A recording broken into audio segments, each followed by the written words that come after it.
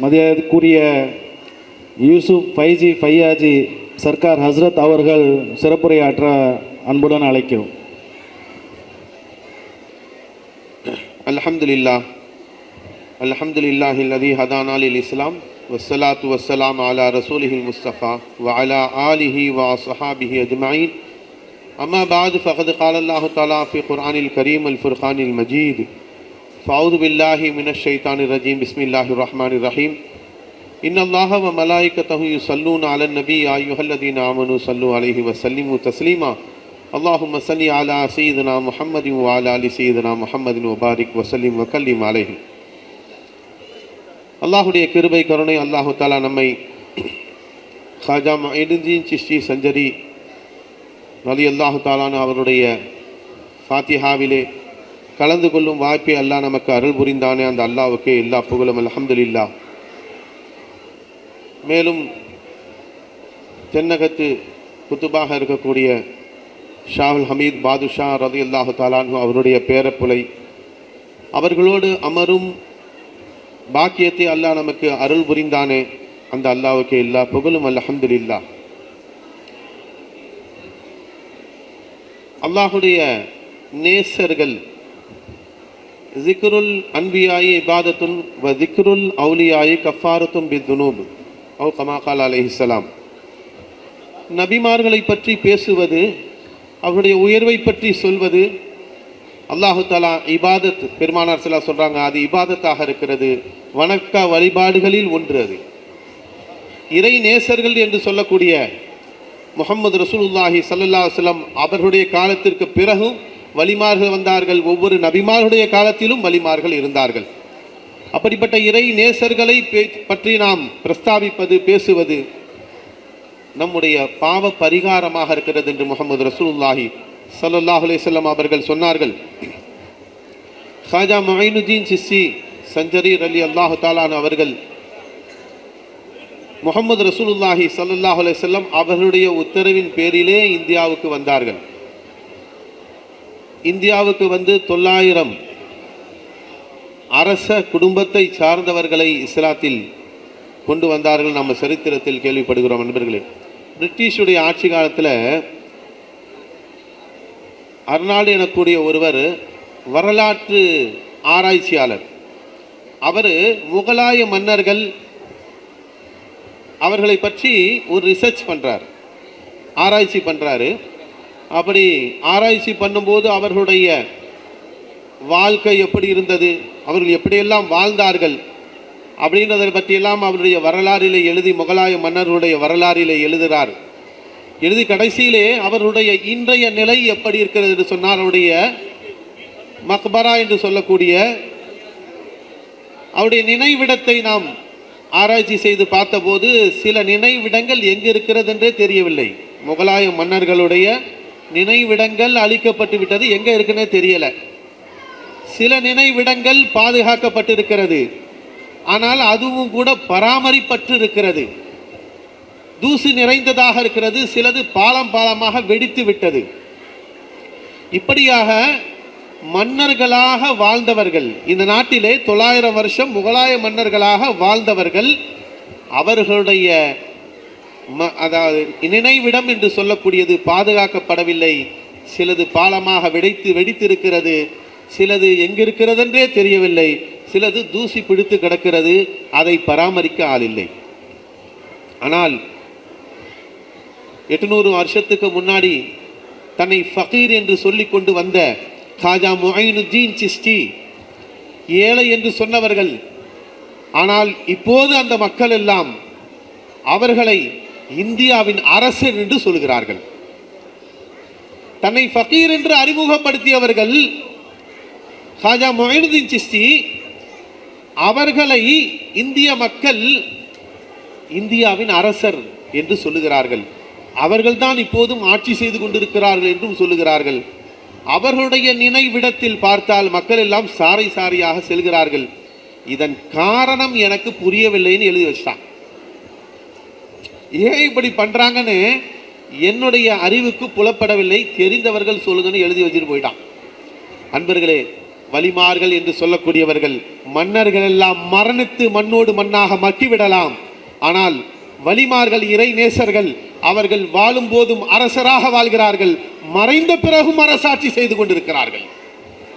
ஹாஜா மொயினுத்தீன் சிஸ்தி சஞ்சரி அவருடைய கலீஃபா தாஜுத்தீன் ரஹமத்துல்லாஹி அலைஹி அவர்கள் பிரிட்டிஷுடைய ஆட்சி காலத்திலே வாழ்ந்தவர்கள் தான். பிரிட்டிஷில் ஒரு 6 பேர் கமாண்டோ ஒருத்தர் இருப்பான்.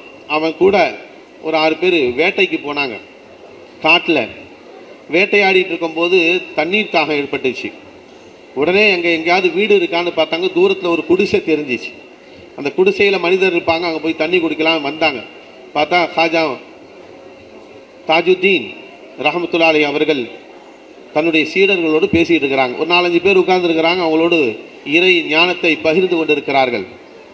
அந்த பிரிட்டிஷ்காரங்க வந்தாங்க, சோல்ஜர்ஸ். எங்கள் தண்ணி வேணும்னு கேட்டாங்க. உடனே தண்ணி கொடுக்கப்பட்டுச்சு. தண்ணீர் குடித்தார்கள். குடிச்சிட்டு அப்போ தாஜுத்தீன் ரஹமத்துல்லாஹி அலைஹி கேட்குறாங்க, அவன் கையிலே துப்பாக்கி வைத்திருந்தான், இது என்னன்னு கேட்குறாங்க. கையில் வச்சிருக்கிறியா, அது என்னன்னு கேட்டாங்க. அப்போது அந்த சோல்ஜர்ஸுடைய தளபதி அவன் சொன்னால், இதை நான் உங்களுக்கு எக்ஸ்பிளைன் பண்ணால் உங்களால் விளங்க முடியாது, இது என்ன செய்யும், இதனுடைய பவர் என்ன நான் காமிக்கிறேன்னு சொல்லிட்டு அப்படி மேலே பார்த்தா மேலே ஒரு புறா உட்கார்ந்துருந்துச்சு மரத்து மேலே. உடனே அதை நோக்கி ஷூட் பண்ணான். குண்டு பாஞ்சு அந்த புறா கீழே விழுந்து துடிச்சு செத்து போச்சு. இதோடைய பவர் இதுதான்னு சொன்னான். சரி ஒன்று கேட்டுக்க, அவங்க கம்முன்னு இருந்துட்டாங்க. அப்போ அவன் அவருடைய கையில் பார்த்தா தஸ்பீ வச்சிருக்கிறாங்க. ஜிக்ரு செய்யக்கூடிய அந்த தஸ்பீ வைத்திருக்கிறாங்க. மணிமணியாக இருக்குது. அவங்க அல்லாஹ்வை ஜிக்ரு செஞ்சுட்டு இருக்கிறாங்க. இது என்னன்னு கேட்டான். அந்த மகான் சொன்னாங்க, இதை நான் எக்ஸ்பிளைன் பண்ணால் உனக்கு தெரியாது, நான் எக்ஸ்பிளைன் பண்ணால் உனக்கு புரியாது, இது என்ன செய்ய, இதனுடைய பவர் என்னன்னு காமிக்கிறேன்னு எழுந்த அந்த புறாவின் மீது தஸ்பீஹை வச்சு குன்பி இது இல்லான்னு சொன்னாங்க. அந்த புறா உயிர் பெற்று திரும்ப எஞ்சி மரத்து மேலே போய் உட்காந்துச்சு. அவன் ஆச்சரியப்பட்டான். உயிரை பிடுங்குவது, ஒரு ஆயுதத்தை கொண்டு உயிரை எடுப்பது பெரிய விஷயம் அல்ல. ஒரு ஆயுதத்தை கொண்டு ஏதோ ஒரு தஸ்பீ மாதிரி ஒன்று வச்சுக்கிட்டு அதை வைத்து உயிர் கொடுப்பது எப்படின்னு கேட்டாங்க. நீ இஸ்லாத்தை ஏற்றுக்கொள், நான் இந்த ரகசியத்தை சொல்கிறேன்னா அந்த 6 பேரும் இஸ்லாத்தை ஏற்றுக்கொண்டார்கள். அவருடைய சீடர்களாக மாறினார்கள். இஸ்லாம் இப்படிதான் பரவுச்சு. அன்பர்களே, அப்படிப்பட்ட மகான்கள் அல்லாஹு தாலா அந்த இறை நேசர்களை கொண்டுதான் இன்னும் இந்த உலகம் நின்று கொண்டிருக்கிறது. வலிமார்களை கொண்டுதான் இந்த உலகம் நின்று கொண்டிருக்கிறது. அன்பர்களே, லா தகூமு ஸாஅத்து ஹத்தா அகூல அல்லாஹு அல்லாஹ், அல்லாஹு அல்லாஹ் என்று ஜிக்ர் செய்யக்கூடிய ஒருவர் இருக்கும் வரை இந்த உலகம் அழியாது என்று முஹம்மது ரசூலுல்லாஹி ஸல்லல்லாஹு அலைஹி வஸல்லம் அவர்கள் சொன்னார்கள். நாமளும் அல்லாஹ் அல்லாஹ் ஜிக்ர் செய்ய தான் செய்கிறோம். அவர்களுடைய ஜிக்ர் வேறு, நாம் ஜிக்ர் வேறு. ஒரு சின்ன பிள்ளை அவன் ஜும்மா தொழு வந்திருக்கிறான், 6 வயசு 5 வயசு பையன், அவன் தொழுவதும் நாம் ஜும்மா தொழுவதற்கும் வித்தியாசம் இருக்கு. அன்பர்களே, ஒரு ஆலிம் தொழுவதற்கும் ஆலிம் அல்லாதவர் தொழுவதற்கும் வித்தியாசம் இருக்கிறது. அதனால் அன்பர்களே, இறை நேசர்கள், இறைவனை தன்னுடன் வைத்து வாழக்கூடியவர்கள். நாம் இந்த உலகத்திலே இறைவனை விட்டு விட்டு மற்ற அனைத்தையும் நாம் பார்த்து கொண்டிருக்கிறோம், அனைத்தையும் தெரிந்து வைத்துக் கொண்டிருக்கிறோம். அவர்கள் இந்த உலகத்திலே அல்லாவை சேர்த்து பார்க்கும் பார்வையுடையவர்களாக இருக்கிறார்கள். உங்கள் ஜாஹிர்ன்றான் தான், நான் பகிரங்கமாக இருக்கிறேன்னு சொல்றான். அப்படிப்பட்ட ரப்புல் ஆலமீனை நாம் மறைந்தவன் என்று சொல்கிறோம், மறைவாக இருக்கிறான்னு சொல்றோம். இல்லாத நம்மை இருப்பதாக காட்டிக் கொள்கிறோம். ஒரு நேரம் அவர் இருந்தார், இன்று இல்லை என்று சொல்லுகிறோம். அன்பர்களே, இடைப்பட்ட காலத்தில் எப்படி வந்தார், எங்கிருந்து வந்தார்? அதனால் அன்பர்களே, இறை நேசருடைய சொஹபத் நம்மை மாற்றக்கூடியதாக இருக்கிறது. அதனால தான் பெருமானார் ஸல்லல்லாஹு அலைஹி வஸல்லம் நல்லடியார்களுடைய சொஹபத்தில் இருப்பதை பெருமானார் வலியுறுத்தினார்கள். சஹாபாக்கள் என்று உன்னதமான அந்தஸ்துடைய மேன்மை பெற்ற அந்த பாக்கியத்தை பெற்றவர்கள், அவர்கள் அந்த பாக்கியத்தை பெறுவதற்கு பல ஹஜ்ஜுகளோ பல உம்ராக்களோ பல இபாதத்துகளோ அல்ல, முஹம்மது ரசூலுல்லாஹி ஸல்லல்லாஹு அலைஹி வஸல்லம் ஈமானுடன் பெருமானாருடைய பார்வையில் பட்டால் போதும். ஈமானுடைய நிலையிலே அவர் அல்லாஹ்வையும் ரசூலையும் ஏற்றுக்கொண்ட நிலையிலே முஹம்மது ரசூலுல்லாவின் பார்வை அவர் மீது பட வேண்டும். சஹாபியின் பார்வை முகமது ரசூலுல்லா படணும்னு அவசியம் இல்லை. சஹாபி ஆவதற்கு அவர் பெருமானாரை பார்த்திருக்க வேண்டும் என்ற அவசியம் இல்லை. பெருமானார் ஸல்லல்லாஹு அலைஹி வஸல்லம் ஈமானுடைய ஹாலத்திலே ஒருவரை பார்த்தால் அவர் சஹாபி.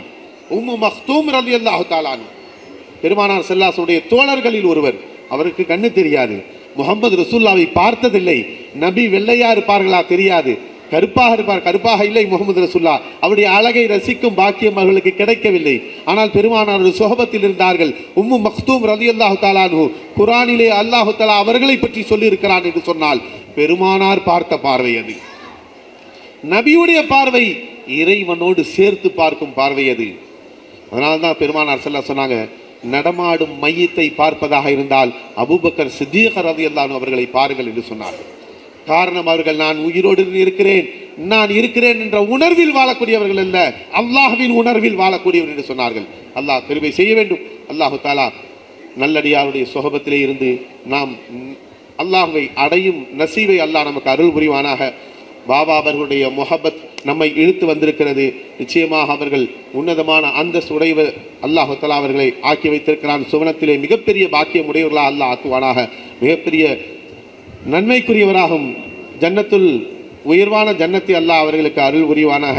ஏனென்றால் வாழும் காலத்தில் பல இதயங்களை அவர்கள் கொள்ளை கொண்டார்கள், பல இதயங்களை தன் வசப்படுத்தினார்கள். நிச்சயமாக அவர்கள் யாரையும் துன்புறுத்தியதில்லை, நாவினால் கூட பேசியதில்லை. எல்லோருக்கும் நன்மை செய்ய வேண்டும் என்ற எண்ணத்தில் வாழ்ந்தார்கள். அல்லாஹு தஆலா அவர்களை பற்றி பேச, அவர்களை கொண்டு வழிமாறுகளை பிரஸ்தாபிக்கக்கூடிய ஒரு மஜ்லிஸை அல்லாஹ் வருடம் அமைத்திருக்கிறான் என்று சொன்னால் அல்லாஹ் தஆலா அவருடைய அந்தஸ்தை மேலும் உயர்த்திருக்கிறான் என்ற அர்த்தம். அல்லாஹு தஆலா அதிலே நாமும் கலந்து கொள்ளும் பாக்கியத்தை அல்லாஹ் நசீபாக்கினானே. அந்த அல்லாஹ்வுக்கு எல்லா புகழும். அஸ்ஸலாமு அலைக்கும் வரஹ்மத்துல்லாஹி வபரகாத்துஹு. அல்ஹம்துலில்லாஹ்.